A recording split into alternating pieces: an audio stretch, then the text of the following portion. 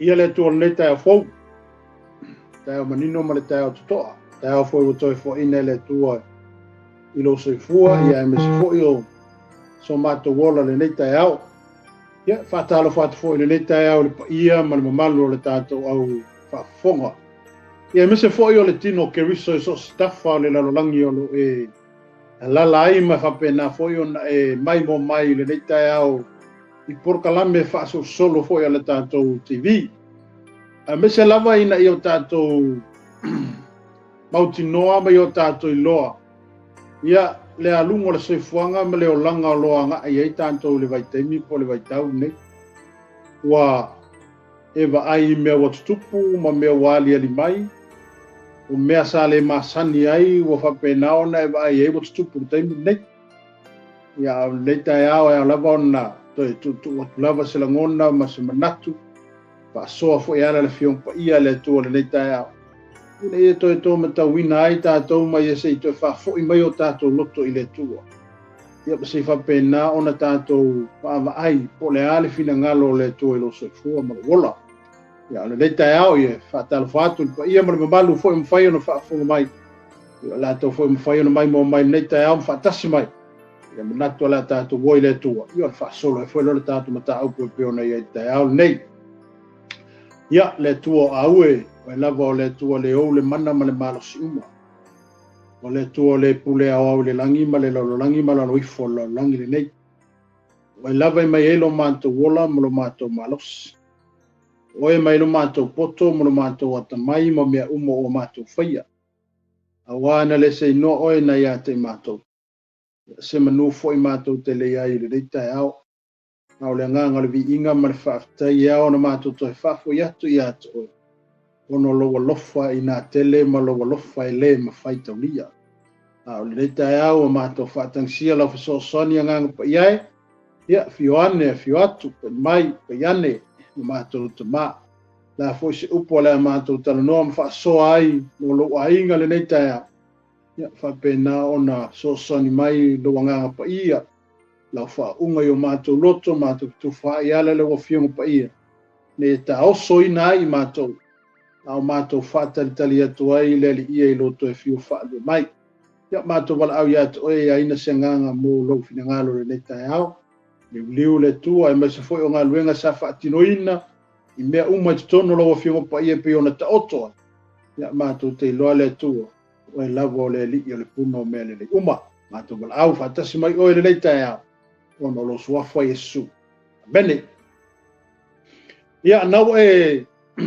mai mopo e sisila le foi lungo le tato screen na vai le tato ta upu ta aulele io fa au tala ina fa pe o ngal wenga ale au apostolo amene ile tusi ngal wenga lo mata upu mua lo ta oto ai le amata mata ino le ngal wenga le au so o Yesu ina ua fio Yesu le langi pe le tusi le o lo tusi ele fai evangelia o Luka. O lo tu sia ia Luka I po le wa mata ona tala mai le mata upu lea wa mata ona whaatinoina le ngā luenga wha missionary. Ko le ngā luenga tala I le o apostolo ina ua uma ona to soifua mai Yesu mai le oti ma le tuunga mau. Pea lera o whaitaua te oe ia matanga le tātou mata upu tai au le nei. Pai mai, teo whiloi. Na o tusi le mua I tala I mea uma lava na amata o na whaia Yesu. Ma o awatu. E o I le aso na ave ina ai oi. Ina ua uma ono polo ai atu e le nganga pa ia le au apostolo. E na filifilia ia. Na whailo atu foi o ia te ilatou. Ua soifua ia. Ina ua mawaelo na tinga. Ua whamaonia I whaalinga, whamaoni. E tele, e whanga furupo ua iloai o ia I latou. Ma na feta lai atu I mea ale malo le tua. Amene. Wa berfa poe wha. Sa wha poto fo I latou maia. O na feta lai atu le o ia te I latou. Ia letu ua I Yerusalema. A ia whaatali le mea na folofolaina le tama. Ua o tau whaalongo atu ia tau. Ua o tau whaalongo ai ia tau. A wana papatiso lava Ioana I le vai. A o tou, e papati soina o tou I le nganga pa ia, e le tele ni aso e vai, Amene. O le tusi lea pe o le whamtalanga lea ale whai evangelio Luka. O lo ia wha mawina po lo ia tusi ai le a matanga. O le ngā luenga wha misonare po le ngā luenga tā la i le au apostolo. Pataulia ina ua toso e fua mai Yesu mai le oti ma le tunga mau.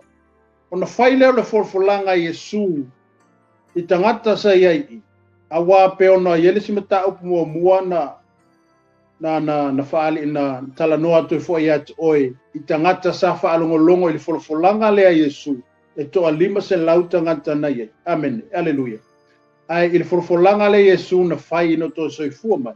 Ia leto ua Yerusalema, ai o tō whaatali i le mea na folofolaina. Amene. Peila lewa a mata o na talatala mai e le evangelia Luka, le mata upu le po le tusitala le Luka. E winga i le ngā luenga wha misonale po le ngā luenga wha so. Po le ngā luenga tā lai le o apostolo. Le a mata ona. O le a mata ona lanto watu e whaatali le a fio mai o le ngā ngapa ia. Na folafolaina Yesu ia te ilato. Famelo fai upu le ai. Amen. Famelo fai upu le ai. Fai upu e fa. Sa fa poto foi la tou maia. O na feta la ia tu lea ia te la tou. Ia letu ua Yerusalema. A ia fa atali le mea na folafolaina le tama. O tou fa alongo ai ia tau. A wana papati so lava Ioana i le vai. A o tou. E papati so ina o tou i le nganga pa ia. E le tele ni aso e vai. Ua poto i lātou, ona lātou fesili ai lea ia te ia o whape mai leli ie. Ona pone i e toi fuatai mai ai le malo Israel. Amene, aleluia. O nisi vaenga lea o te fia tufatu ia te ole tai aulene. Peo i le vaenga lea na tai ia Yesu mo ono so. Ona fesili loa leo le au so o ia Yesu mo whape atu. Leli ie. Ona pone i ea e te toi fuatai mai ai le malo ia Israel. Amen. Pea leua fesili sili le au soo, matu i fesili le au soo Yesu. Ina wa lato i loa mo lato mautino. Lato te le toi mafuta mai Yesu, o le ala amalanga Yesu le na. Amen. Awa o le aso le ana toi soi fua mai ai Yesu. Na lato fa pe ato ai Yesu ia le tua Yerusalema. A ia fa atali le mena forfolaina. Amen. Peo i le awa noa lea na mawhai ai loa. O na fesili le au soo matu ina atu o lato la ngona ma manatu ia Yesu. Mawhape atu ia Yesu. Leali ie. Amen. Aleluia. O na pone i e toi fuatai mai ai le malo ia Israel. Amen. Aleluia. Wa fesili le au soo wa iai o lato la ngona mo lato manatu wa eselo lato wha ngona. Wa eselo lato la ngona po le po o mea wa mata o na lato i loa ma ai atu. O le a motusia le lato maftanga molo lato faola. Ia po le a motusia le lato maftanga molo lato te itai. Amen. Aleluia. Wa mero fai po e fitu. A ua fetala i atu o ia te lato. E le tu sono to i loa na po. Mona tau sanga wa tuu ele te maa i lana lava pule. Amen. Aleluia. Batau lia foi ele meta au pule i luma e por tu se matai. Le ana fesile foi la uso le fesile lava le. Ai foi mai le tala Yesu na foi ai. E le loa e o lava le atali o tangata e le loa e ia le taimi sawa. Amen. Aleluia. Ale foi la o tu mai i le meta au pule. O le foi la o tu fesile ala uso le fesile lava le ai Yesu. Le ali. Pele ona pone e to fuata i mai ele malo ia Israel. Ai mangai o le kali e Yesu, o le mangingo ia ma mautino o le tali e Yesu. O lono wingo, mea uma o lo fai i le ngā luenga a Yesu o soifua le larolangi le nei. E lo ia Yesu le ilo, e lo ia Yesu le pule e fio mai ei o ia. Pei o le tala lea. Amen, le anfesile ele au so o ia Yesu. Mai, pe le ona pone e to fuata i mai ele malo ia Israel. A le o fetala Yesu fai mai. Ele tusa ona o to i lona po. Ma ona tau sanga ua tuu ele tama i lana lava pule. Amene. Logo winga lai ku wala i le atua le pule i le kaimi e fio mai e Yesu le raulangi le. Aleluia. Amene. Ele iloa Jesus. Yo ai le alo le tu ana te li lo le te misawa. O lo ile tu le pule. Amen. Aleluia. Awa le o le siva inga leo te fita no te ato. Awa fa pe ai e fa pe akula uso ia Yesu. Pole ale kai mie ko fo ka ile malo. Ya mango fa pe ma Yesu. Ya ole kausanga le o ke sa wat. Amen. Se mangu e o ku ye. Alei maska kai ko yang sa. Amen. Walei maska tangata toi fa le tonu le ola. Le soifuanga ma le ola e ola. Aisa. O foi o lawa wa lato mauti noa mo lato iloa. O kausanga le fio ma Yesu. No inga wa ka penga uma loto tangata. O ka penga uma le loto I fale o tangata e mesio lona lava ia tangata ia te ia lava. O umonga ka penga ngai. Ai pe o le manai o le whaupunga le a whitalenga le a Yesu len foi on so. E kua I le whaikalia po le pule le tu. Le teime toi fuatai pe toi au mai ele malo I tu tono Israel. Amen. Lo ingo le peisi le whamtalanga Yesu. I le kai mea koe a fio mai ai. Ma le kai mea koe sawai le Jerusalem fou. Le Israel fou na. Aleluia. Amen. Pemena fai upoe. Fai upoe vala. A ia maua e o tau le mana. Pe a fio I fole nganga pa I e lunga ia te o tau. E fai foi o tau mamoni mau ia te o Jerusalem mai utai o malava. Ma Samaria e o lava I tulu ingo le laluraki. Amen. Peila o le forfolanga le a Yesu, ma le upu le a Yesu. O le talainga foi le Yesu le fai o so. Wa tuu I le tamai lana lava pule fai talia. I le taime toi fuata ia I le malo ia Israelu ma le taime fio mai ai. Amen. Ai fai mai Yesu I le au so. Ai maua e o tou le mana, pe a fio I fole nganga pa I e lunga ia te o tou. E fai foi o tou ma mori mau ia te au Yerusalema. Mai utaia, umalava, ma Samaria, e o lava I turu ingo le larolangi. Amen. Aleluia. O le fitalinga le Yesu ma fai o so. Ai a maua e o kou, no winga. Awange I misi ake o kou le nganga pa ia. Pe atu o sesi tu langa foi lele pe no fa o ia mai ma fo fa le upo Yesu fitalai o so. Awange sesi o kou e misi le mena. Amen. Wa o le kai me fio I foi le nganga pa I o le tu ele o Yesu kangaka o se kasi o so ko kongi ke le mo fa mo yanga le. O mai ele ngata la ina maua o tou le mano le nganga pa ia. Ai o le a vea o ko mori mau ia te ia. Aleluia. Ele ngata ina mori mau I te tono Jerusalema, pa solo ko I kongo Yukaia, o Samaria, e o lava I turu ingo le lalolangi le waka ko iai, le wo o me fo Samoa, wo o me ngea kungu, ma fo me fea. Talinga le Yesu ma fai o so. Ongi whakamala o ko le ke mea fio I fwai le nganga pa ia lunga ia te o tō.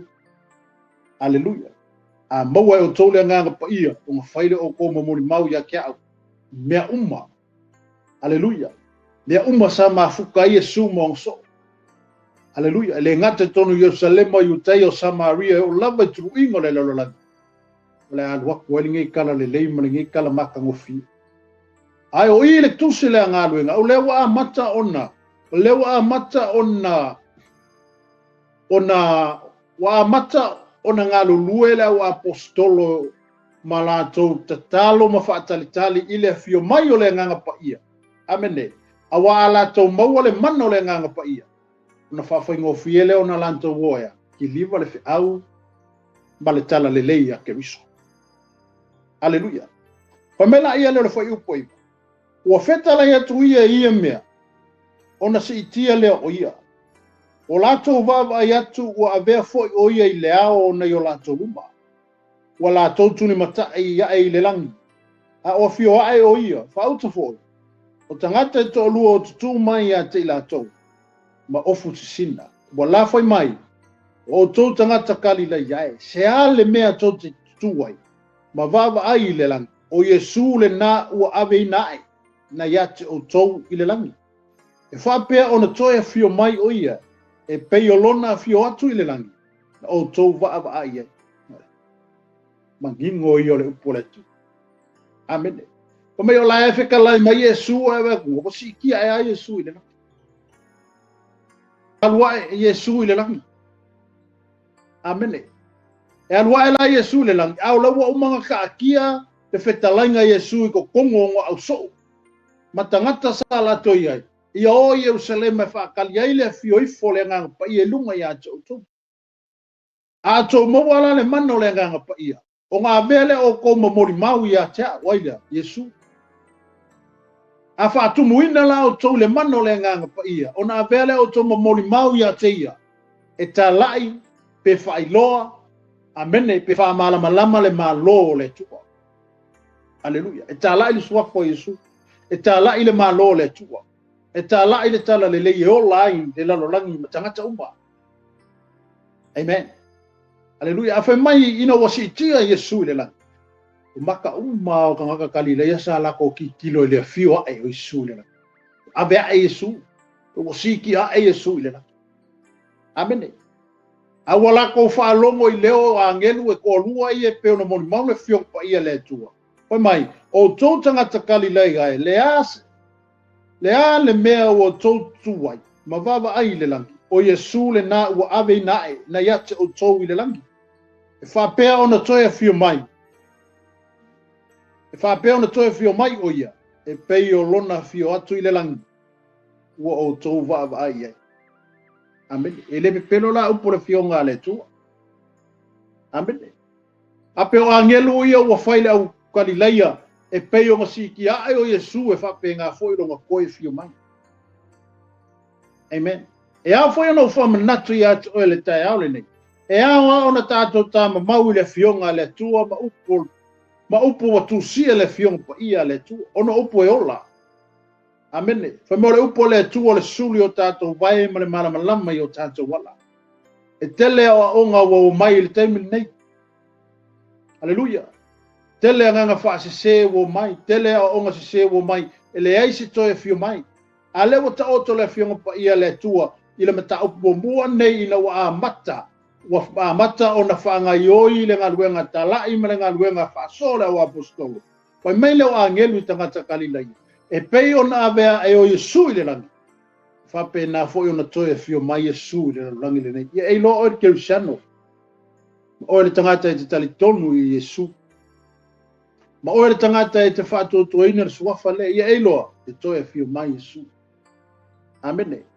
o lo ta oto mai tele mau le fio pa ia le to e fa mau ni ai le to e fio mai o Yesu aleluia amen ma ye pe ona siti ai o ia e fa pe na fo ilo na to e fio mai amen aleluia amen fa mai o Yesu le na ua ave ina ena ia te o tou ile langi e fa pe ona to e fio mai o ia e pe ona fio atu ile langi ua o tou vava ai ai mai la ia lea ina ua uma ona fio po ua uma ona ave ina ai Yesu ile langi aleluia ua uma ona pe o le mata upu te haure nei ua uma ona tala no atu Yesu i o le so mai la to uma na whaalongolongo iai ia o Jerusalem me whaatali ai le fio ai po a le fio mai o le nganga pa ia ai le mata upu le pe o ne whaafonga mai le tai aule nei ina ua uma ona ave ina ai Yesu ile langi e vai le fai upo e suma le lua e wha solo mai ngai la fai mai ona la toto e foi atu le Jerusalema nai le monga e ngoia o live e lata le Jerusalema o le savalinga o le sapati lo lava wala tau o atu ona wa e leo i la tau i le afe o pito lunga ua no nofo ai Peteru ma Iakopo ma Ioane ma Aniterea o Filipo ma Toma o Patolomaio ma Mataio o Iakopo le atalio ale faio ma Simona le selote ma Yuta le uso Iakopo mai ua fina o pea i la tau nei umalava ma le loto ngatas i le tatalo ma le ai oi a toa ma fafine ma Maria le tina o Yesu a toa fo i mono uso amen o lewa ngai so o Yesu matina ia wa whaafonga mai ai o whaita watu le tai aule nei. O mai ua toe fo i atu i lea whea pito lunga. Lato te whaatalitali ai li mea lea na wholawholaina Yesu ia te lato. Aleluia. O lea ua toe fo i atu le au so. Ma watu ai ma Maria le tina Yesu Manisi o tangata sa lato iai le folofolanga I na wapio a Yesu I le langi. O toi o I Yerusalema I le afeafe o pitolunga. Lato te whaatalitali iai le afio mai, po le afio ifo le anganga pa ia I lunga ia te ilato. Aleluia. O le lato wola I lunga le afeafe o pitolunga. E pei o le mata upu sa iai le vaiaso talu ai I le mana o le tatalo. Aleluia. E ta ua le tatalo. Pe fo le tato mata upu sa tato tala noa I le vaiaso o tuana I atu nei. E iai le mana I lau tatalo. Ale ue whaafonga le mata upu le tai aole nei. E le ngata ina ua o I lungo le afeafe o pitolunga. Ai wha mai na lato watu wa lato fina fina ue ale le tatalo I le loto ea. Tasi. Mene, tasi le loto. Prayer of agreements. Tatalo ma le loto ngatas. Unity. Amene. Kasi le loko, kasi le whako e ka kalo ai. Ine I o lato nau ma I o lato tuni mata ia. Pe moni le upo Yesu le ngawhai a lako e a fio ifo. Le nganga pa ia na fola ina. E Yesu e le e fio a Yesu le lako. Aleluia. Amene. Sa lato te talo. O le ka ua I o le mea le kasi o le loko se mea. Amene. Ma foi a kasi lua loko I se mea e whaingo fia se mea ngwhai.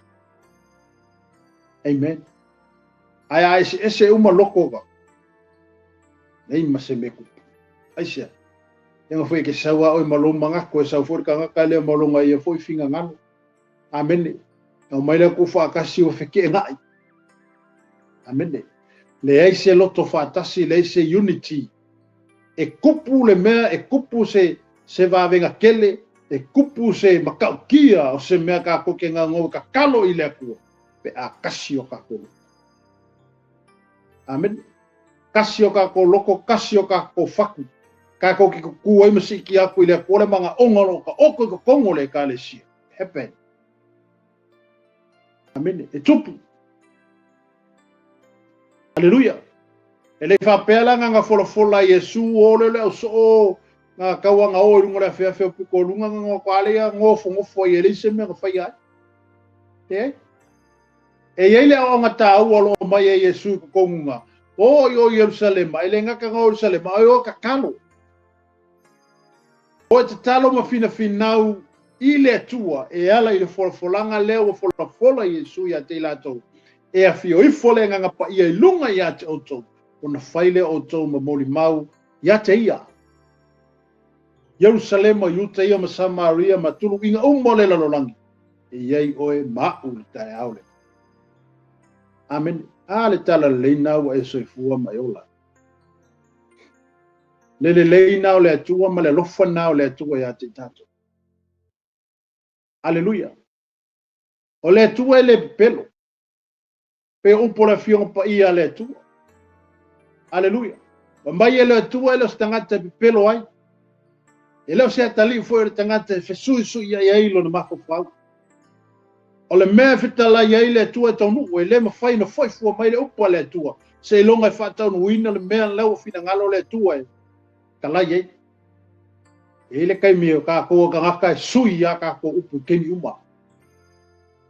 Amene. E I ngei o kai au le ai. Amene. Le ai ko I. Amene. E fesui ia I solo o kāko mangaku mo kāko mafo fau. E le mau kongo o kāko langonga I se kaimi. O le kaimi wale ai, o le kaimi wa iai, o le kaimi wa I, o le kaimi wa ioi, o le kaimi wale ai. Amene. A le fina ngalo le tua. Foi mai le tua. E leo au saka ngaka o ke pelo ai. Ma leo au foi saka li usaka ngaka fesui ia ilo mafo fau. A feka lai ale tua le upo e ka ngoa iai le akua. E feka lai ale akua. Amene. Mai le mawhai ana foi fua mai la upu se longa e whātaunu wina le mea wa. O feka lai ai. Upu ale atu. Amene. A le folofolanga foi la Yesu na whai o na soo. Ia le tua Yerusalem malango minga. O le mana onga Yesu na kongo nga soo ai li ave ai le langi. O Yerusalem e whakali ai na mga onga wa ule kua ko ya ke o kou. Inga i o kou maua le wha unga mai le nganga pa ia wale la wan. sa mau le fesoasoagi o le ausoo i kaimi o Iesu. Amen. Fako a fio mai le nganga pa ia inga ua fio a Iesu i le langi. Wa ave inga Iesu i le langi. O nga whaakali loa leo le ausoo i le kaimia. E a fio mai ei le nganga pa ia mafuisa. O nga wale ise fesoasoagi sa fesoasoagi inga le ausoo. O lewa koe fo Iesu i longa kama. A lewa umanga polo misi po umanga faile forfolanga Iesu i ngo so. Ya awangi ua Yerusalem ma fa mole le so. O ai nga ale la winga mai le so soangi. Al so soangi nga ole nga pa ia fe so soangi ya ke o ko i mea ko ke e pe ia ola Yesu. Aleluia. E ai le fa pe nga o nge ke. Ha fo na tato fa pe fa taile tu ile manno le nga pa ia. Aleluia. E unga leise king o le nganga pa ia o le nganga pa ia o longa lue.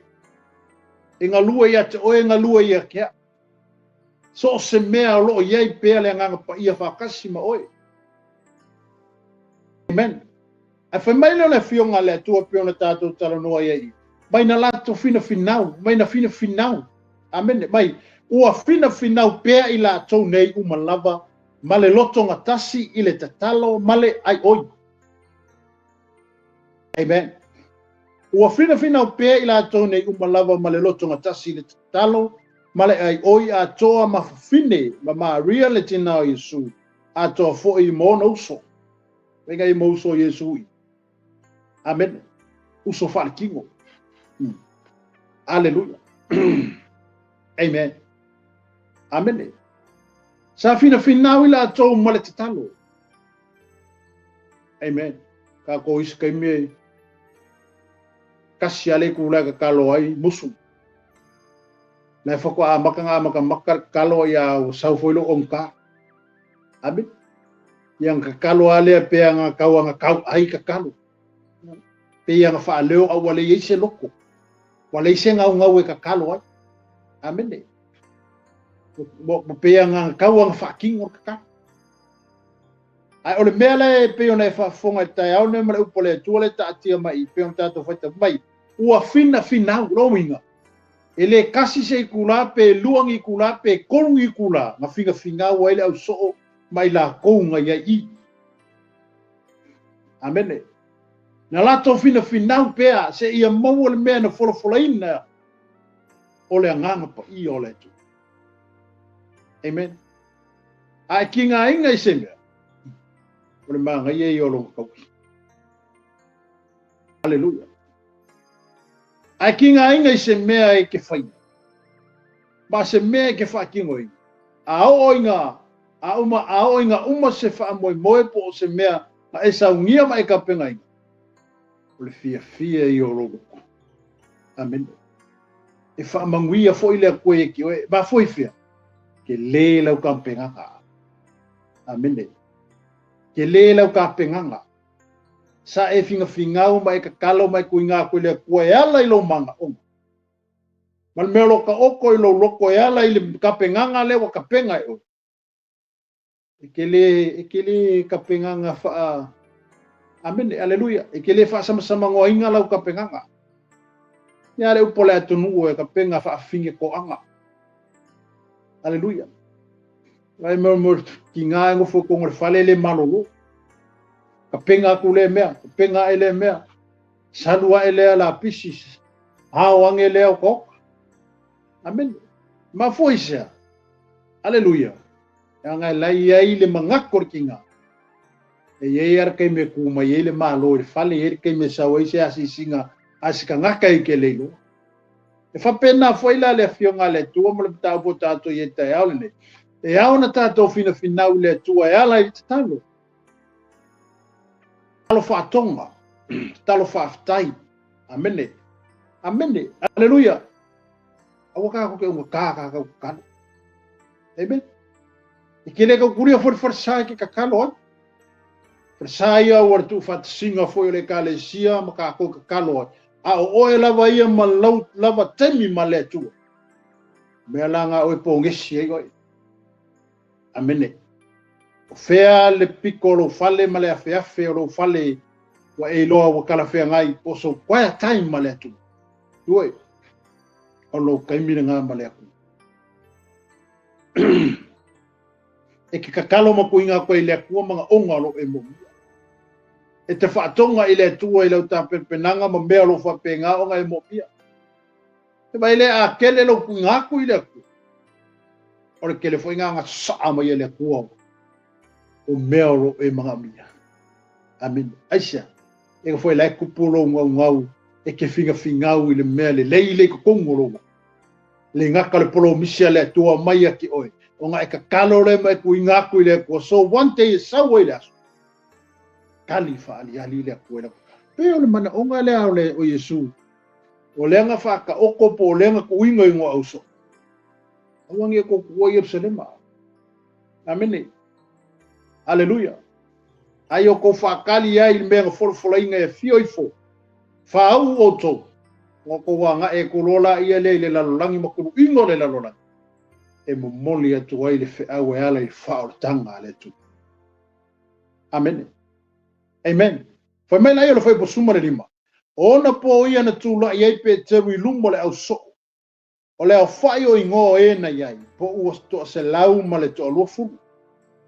Ua whape atu. O le ala wa a maka o ngā ioi le au so. Amene. Lewa a maka o ngā lulua le au so po lewa a maka o ngā kulai pe teru. E whape nā o na wha malo si au. Pe whape nā o na wha malo sia le au so.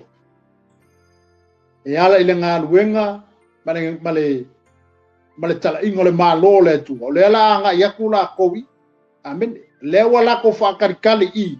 O ngā walako i loa. A le afio mai le nganga pa ia. A lako le maua le wha ungo le nganga pa ia. E le mawhai o na lato whaatino ina le ngā luenga. Aleluia. Awa o le lako wha moe moe sa iai a maa fuka ma Yesu. E le mo mia la le nganga pa ia re kaiminga sa wa Yesu. A sea. Wafo ila ia Yesu. La ia Yesu re kaimila rato te mafuta la kala ngo hakala ngo mai Yesu. A re kaimila inga wafio a Yesu.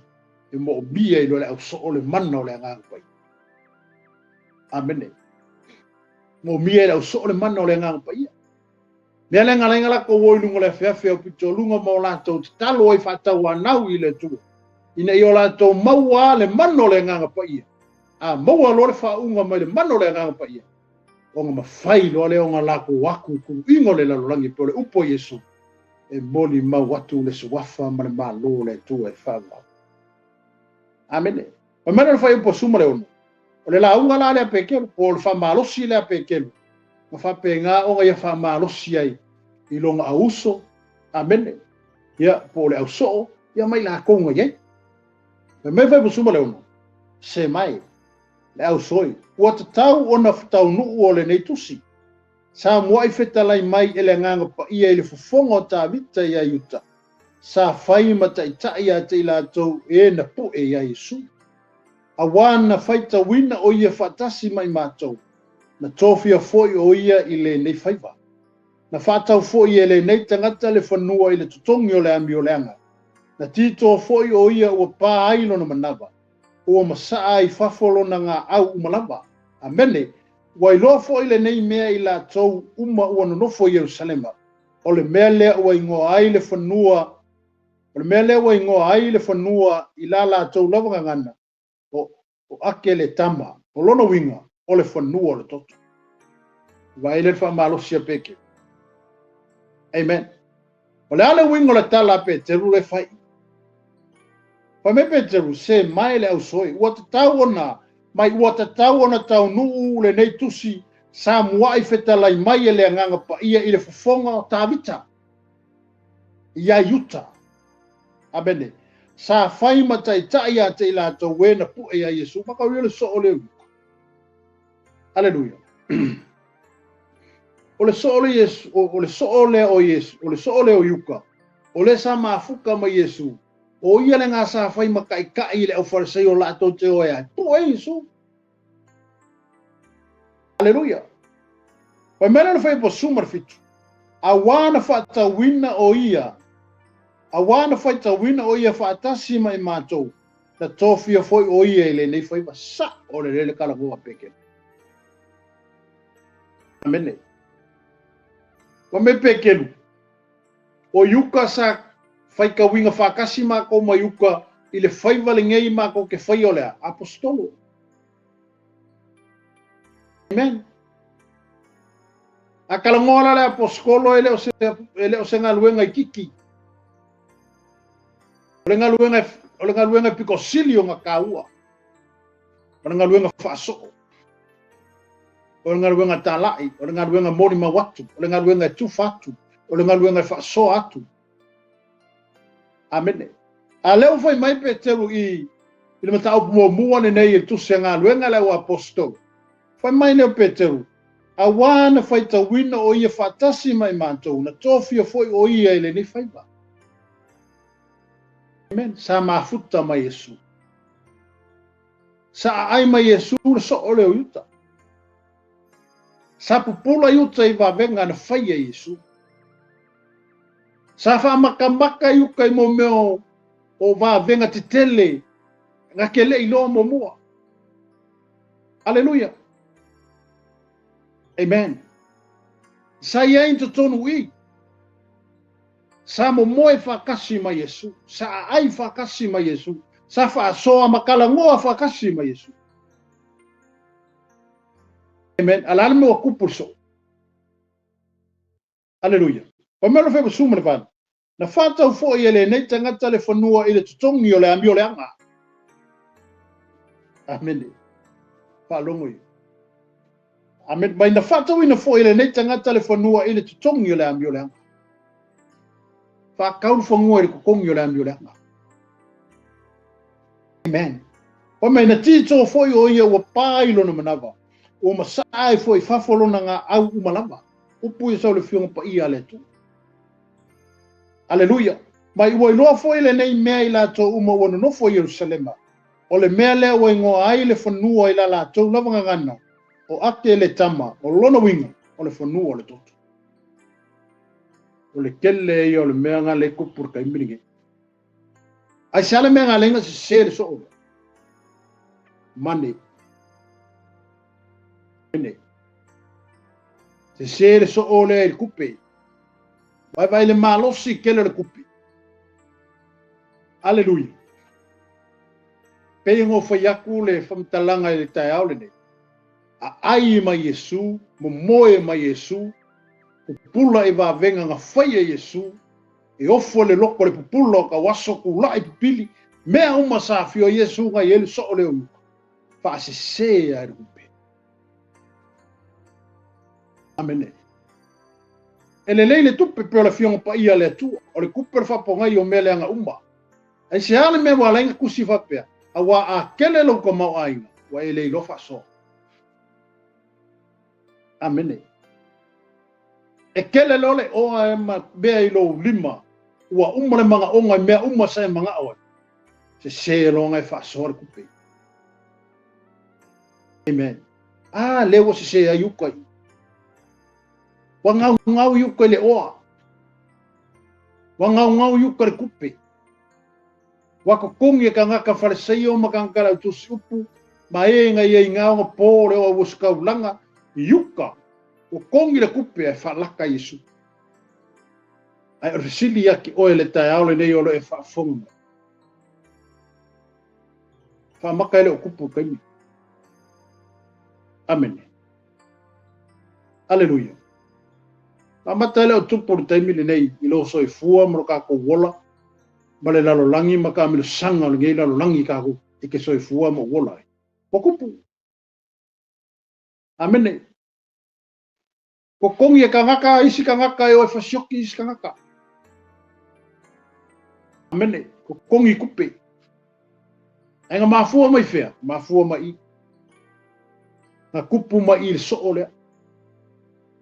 Se mafukanga i ngā wāwāla laka ma se mafukanga i ngā mawhanga. Mene. Se mafukanga i ngā le lei. A inga ua whase se le kupe le loko raka ngaka. Maku inga ngā wailonga loko i le kele raka mau a inga ufo ai mai a kei. Ma mea ua se e i loranga whiwhiringa whai. Amene. Wa vea la le ko singo longa loko i le kupe. Ba mea wa ia whaia lole a wala le kalawhia ngai marfina ngalo le. Amen. Ia le whasa moa e wo foa. Amen. Aleluia. Ma whanga le loa mafukanga ma senga loa peia so uso. Aleluia. Kele o kaime ke lua ko e kele o kaime ke lua fai me whakas. Kele o kaime ke lua ai whakasi ke lua kala ngoa whakasi. Ma koe auso a ma mauso lua. Ai ala kaime e whapenga o ngā whalaka i elesinis. Aleluia. Whapena fo ila le upo le tuwa le tai au ne. Amen. Se le fai unga yuka ngā fai. Waia kalia le kupe mai le osi kaulanga, waia kalia le kupe mai le fariseio. Ma awala waia le mangaku ai loa i le manguia lo ka oko i le la mafukanga ma Yesu. Ai waia kalia lo le kupe. Amen. Ale te whafonga mai e le tai au le ni. Mai o whaka winga le whangua i le kokongi o lea, ami o le anga. Amen. Aleluia. A whenga iu iei leo lango yuka. Ele iu se le lei. Ele i whamangu iei inga yuka le whamangu ianga le whamangu iei pe kelu mo so umasa iei. Ele i maua yuka le whamangu ianga nga. A fuisa. Se le whai unga o whai. Whafonga me whurkai aru ngeia o whako skako whapenga. Skup ke leia ki oi whai isi me whapenga. Whai ako ia ki oi ke le whurkai aru ngeia mo whapea. Lo soi fua le kua le raki. Amen. Aleluia. Awa ke alo whare kupea ia alo whare kangaka. Amen. Alo whare kangaka ona kakanga maliwa Yesu nga maliwa fo Yesu mo oi. Amen. Aleluia. Ia e whaka wainga le rua mafukanga malisi kangaka. Aia alo whare tangata o le fo inga whaia le kua pei fo i oi. Wapela e whafonga mai tai au nei a mese fo i o le tato a inga o le tuba le tai au nei mai lanto umura whapena o mai mo mai le tai au e ala le tato me tau. O leo a maka o ngā kala mai e peteru me tau pure nei. Ma ua whaari sao mai ale le ngona ma le manato peteru. E ala i le so o sa lato mafuta. Amene. Le so o e mawhanga lo lako so ka inga. So o sa lako mafuka whakasi o le auso pe kasi ki ngā whanga ngau mai e. Ai wa whase se inga yuka o ngole an manga o le kupe.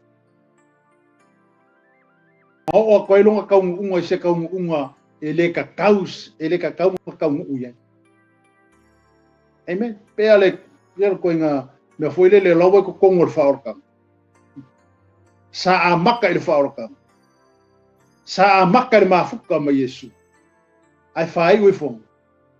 Wai whafo ma le mea sa mafuka i ma Yesu. Wale ko kongo le whale, o lau wai whafo ma le whale. Amene. Sa a maka o kongo le whaorotanga.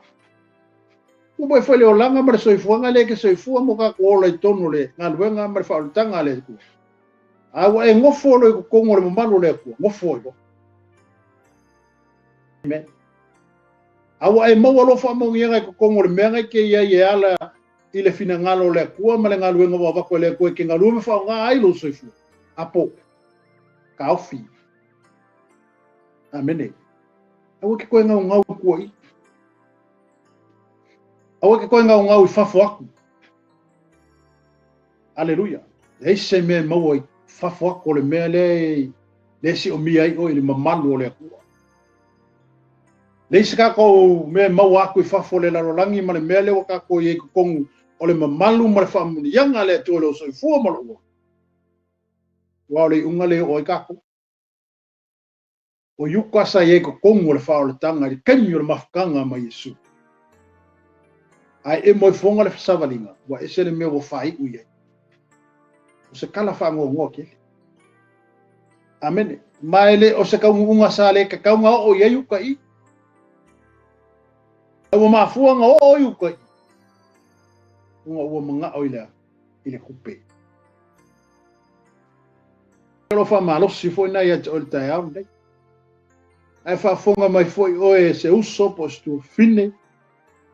Aleluia. O se akali foi po se finger kai au ngei. Lo fa penga o nga wako skaka se kupe ya ke o fa penga fa oi se me fa pe ke manga oi. Inga ia fa ka ngule manga onga ngai ko kongo ke oi le skanga. Ai sila le laki. Amen nei. Ele o po ale sila le kua. Amen. Aleluia. Awai ke mga ole kupe. Ai mga o yola lo wanga wa ore ku e oki uma ka ku. Desi sio ka ko ele ko langa mga ma uma lo soifua. Ai le aso ke ku e lumor fam singonga le ku. E le aso ka ko ku e lumor fam singonga le ku. O ngaluenga uma mamoli mau uma ka ko fa solo uma mai ele ku ile kemio lo fam singonga ma lo fam singonga.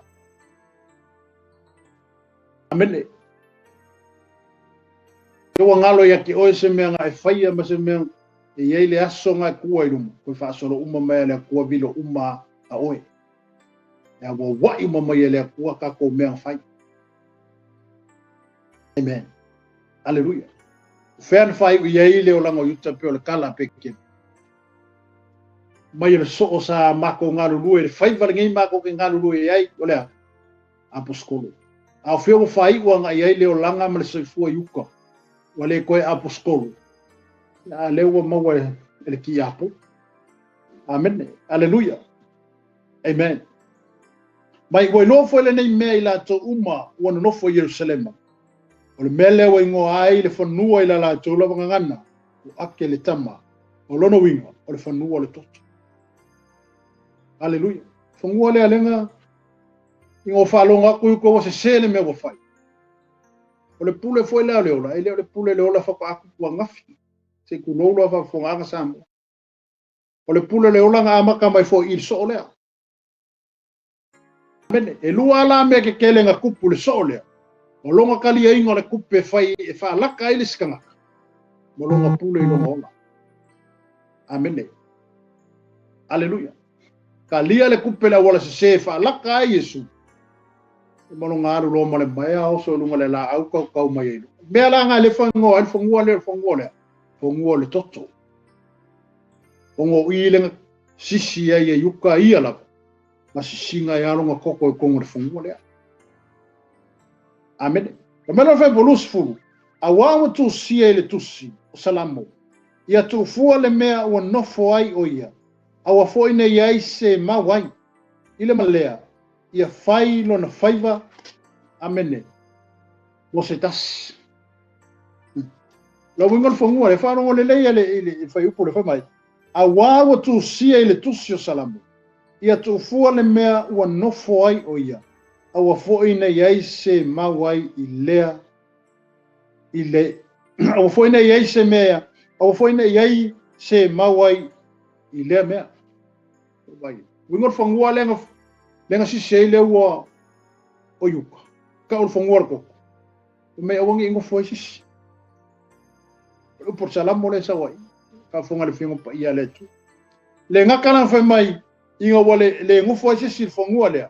Ai ole foi vo yuko le apostolo. Wale asa ili se ku ye foi vo le apostolo le wa.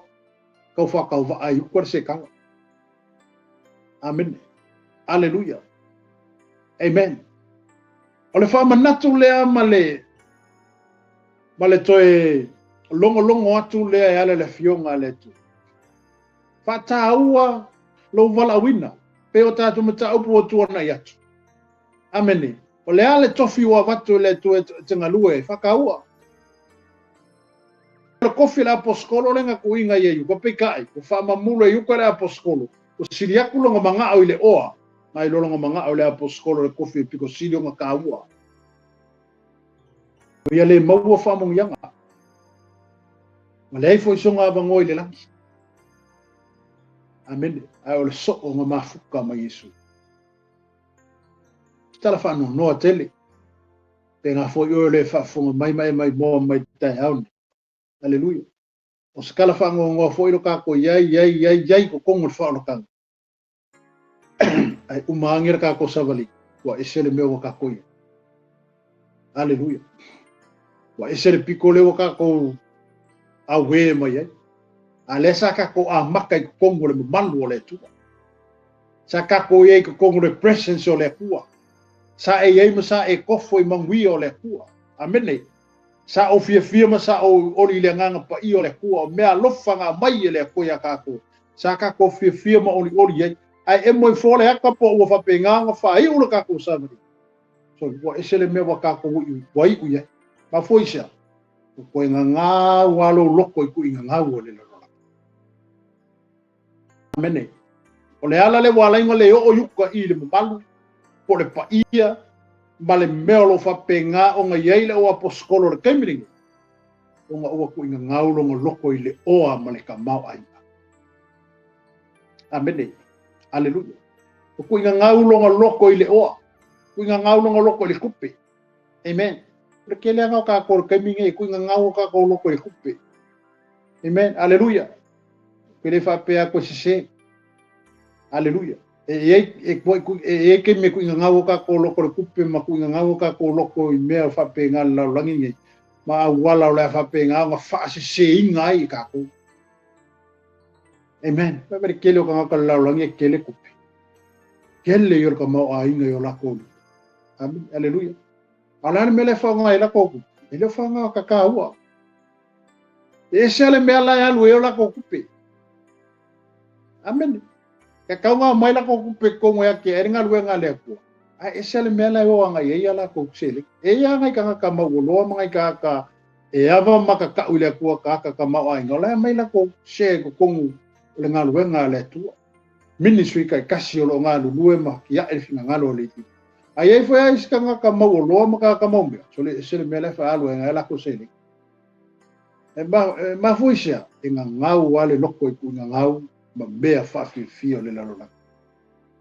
Se kana whango o moina, mo yuka. Amene. La lau koe e mai ngai se ori. Lau koe awe mai se ori ma kikilo ko ia pe kelu la sa lako mafuka. Ma kikilo ko ia ioange la sa lako karangoa. Mo koe fio o ia i oli mea le la a peika. Se ser fai uma. Se ser filinga. O ia kalia ile mea sa le kaun kalia. Amene. Pe ngā fui ka kou leo ke usano, ma leo whaafonga ma le ainga o le tu o le neitaia. Aleluia. Ia ku ulo, ia ka mawhaia inga ia ka ofi o ka kuku ngau mai le laro lako. O isi ia mea lo whape ngā o ngā ngai mai e pele ki a polo ma sa kangi le kaimiringi. E ka mawhaia e koe li liu aku ka kou. Aleluia. E ka mawhaia inga e koe whapenga o ngā koe a waku ka koe kua o le lalolangi. Ma ku inga ngau ala e sau e koe au mai a ke oe. Inga e koe whako singa koe e koe. Amen. A pela o ka koe ka koe ke aka ma mai mo ka koe pupoko. Koe mele upo a paulo. Ka koe kere koe wā lea yang konfiki. Aleluia. Saurar ki a polo le saur ke mine. Au konga fiki umai e saur whaimai. A ka ko se lai ko ngafiki ki apo. Ka ko le mo foi la le ola me manguia ka li o sangia le tua mo tanto. Amen. Pa mer mer fa polu sumarta so le nei. E te tau ona fai ma mori mau fa tasi mai ma nei. I lona to e tu. O se tasi o ia tangata sa fe wa ai mai tato yo na po umlava. A fe mali wa ile li o Yesu mai lato. E a fua mai le papati songa Ioane. Yo lava ile aso na ave na ai oia na ia te tatou. Amen. Aleluia. Mai ona tu mai ai lea. Aleluia. Mai le siva nga ta ua leo le fionga pa ia le tu. Mai ole nei. E te tau ona fai ma moli mau fatasi mai mātou nei. I lona toi tu. O se tasi o ia tangata sa feo ai mai tatou i ona po umalava. A fe mali wa ile li o Yesu. Mai tatou. Amen. Mai le kala ngoa pe kelu iai. Aleluia. Yuka seta. Kala ngoa pe kelu whamangaku le au so ole. Me saka ko iai mga ia. Au fe mali wa isolo Yesu makako mafuka sa iai anga ia makako. Aleluia. Ale mele wa. Wa fale tonu po wa fata mala yuta le se karai. Lona tofinga. Ma lona vala awina. Amen. Ape na fui tātou le au ke misiano, tātou tangata o te tofi e le tua. O oi le tangata whaawina, o lewa maua ia te oi le nganga pa ia o le tua. Wai lunga ia te au le nganga pa ia o le tua, ka koua mori maua Yesu. Ka kou ke oi kala iaku, ke kala le lei le larolangi, ele iso o le larolangi le kala le lei. Amen. A o lau te talo, malau te talo. O lau mori mau, malau mori mau. O lau tufa atu, malau whaaso atu, e ala le fiamu pa ia le tua. Tātou te ngālu lue whatas. E ati na e ina le malo ma le fina ngalo le tua. Amen. O ane tō sino o tātou loto i tu ina nau le larolangi. O ane ia vanga o tātou manatu i oa matupe o mai le larolangi e whaali ali mai ante oe. Ma mea se ai la tātou whai, unga ma la tātou whātaunga whai. Amen. Aleluia. Pea upo le fiong pa ia le tua sa ili mo mua le malo le tua ma la nami o tō. Ona whao popo mai leo isi mea te le maua mau te le mau. Amen. Aleluia. Ao se wha marusi le mo tātou le nei tai au. Pea o le tātou tusi le tai au le nei. O ngā luenga, a leo apostolo. Leo a maka o ngā a tātou o atu me tā upe lua i le vaiaso o mumua. Ia o i lora la tātou wa ai, po le ale mea o le a kupu lunga le awhewhe o puto lunga. Amene. Ono no tā upu mua le pe ono whaso atu i ate oi. O le ua ngai le au so e whaakalikali le awhewhe o puto lunga. Ma lako ka kalo mo lako kuku ai mo lo lato lotonga tasi. Ine o lato whaatalitali ala le whetalainga por fofolanga Yesu na whai a te lanto. Ia awane tu ua Yerusalema ia lato whaatali le mena forforana. O le afio ifo le nganga pa i e lunga ia te lato. A lato mawala le mano le nganga pa i. Ia ona whai leo la ato mori mau le ngato Yerusalema, Teia, Samaria, matuku inga uma le larangi leo wa afia i ma oe le tai au le nei. Amene. Ia o se ma malosi foi leo mo tātou leo ke shano ma le aingo le tua le tai au. Ia vea oe ma mori mau Yesu. Amen. O le ase mori mau Yesu. O le ase mori mau le tua mo oe ma. Na ofisili ale mo oe mo le tātou sin murmuru foi leo nei tai au. Le ase mori mau le tua e ala ia te oe ma. Amen. Ale mori mau le tua le ala ia Yesu kemisu. O le mori mau ato toa na le tua na awina mai le larorangi nei e mori mau ai. Le lofo le tua ia te oe ma u leo wa whaolai nai tātou. Leo tātou saufa ngai le ola ma le manuia tali. O whaamurienga se saa mai ma manuia ese o au mai e le tua. E ala i le mori mau a le tua i lona alo Yesu kemisu. Mo oe ma wana fasili ate oe. O le asa tā mori mau mo Yesu. Amen. O le asa tā mori mau mo Yesu. Amen. Tā oe tāla iatu le fina ngalo le tua. Tā e mori mau watu Yesu o le na whaia le whao le tanga ato toa. Tā e mori mau watu Yesu. Tā oe tāla iatu le fina ngalo Yesu. Tā oe whailo atu le maliu o Yesu. Amene. Mas tā mori mau le na e whai. E ala i le maliu ma le soifua Yesu na sa mai. Le ola ofo ina mai. Palona soifua sa sa mai mo oe ma. Leo ta sa whanga i le ola ma le manuia atali. Amene. Upo Yesu. Apa i te maa tau tau a uluma o tangata. E maa fo Yesu e tau tau o i luma lona tama. Ia vea me se moni mau o Yesu. Ia vea tātou se moni mau mo Yesu. Tala iatu le fina ngalo Yesu. Le alava se upu. I mawhai ona e tau tala mawha leo e ala i le maliu o kemisu. Wa iei alo sao, wa iei lau moni mau. E ala i le maliu o kemisu. Aleluia. Pero tātou mata upuna le tai au le nei. O ngā luenga le wa apostolo. Ia wa mata o na whaatino. Ia le ngate lea. Ia lewa ngā iatu le au apostolo whaatatali le fio ifo le mano le nganga pa ia lunga ia te lato. Ia na avea i leo lato e whai moni mau. Mese. O le fina ngalo le atua. Ina ia whai lato ma ave whi au. Amen. Te le apostolo maliliu. Ele i maliliu le lei. Amene. Maliliu whanatura. Aleluia. E se to inga maliliu na maliliu ai. Ia ono lea. Ele i whaperepele ino lato soifua po lato wolo. Ai na ofo ina matu. Awa lato talitonu mo lato iloa. E lato mafutanga ma Yesu na lato iai. E moni ma whama oni mea uma. Na feta la ia Yesu. Whapena oe maa utai au nei. Ia e loa mo tātou mautinoa. Le moni ma le whama oni.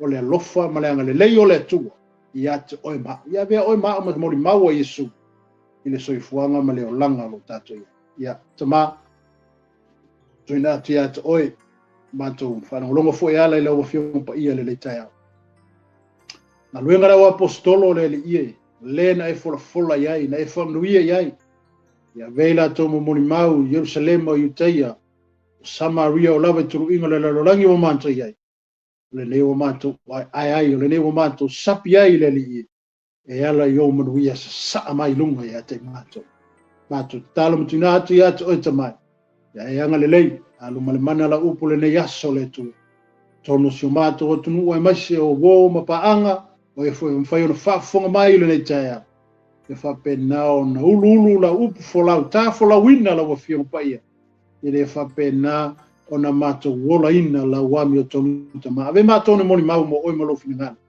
ave mātou ne moni mau wola e ale le whaalotanga ato tona e saunia i o mātou tala i atu e ale lava i le malo ma le langi fōua e saunia talo whamnuia o tangata le nei taia whamnuia e whaafonga mai whamnuia si o mātou o tonu tama whamnuia le ala leo le nei taia ai e fo ia tupea le vi inga i ante oilo mātou tu ono lo suafa Yesu amene amene ya sa moa la watonu pele mai la tu le ainga le tu le taia o mafuta mai ya o le fai unga na le tatu mata apu le taia ya mo le vai aso fo nei o la to so to le tatu mata apu pe on tala no ina ai manuta le ina le nei vai aso fo fo uma o stoi soi fua o no Yesu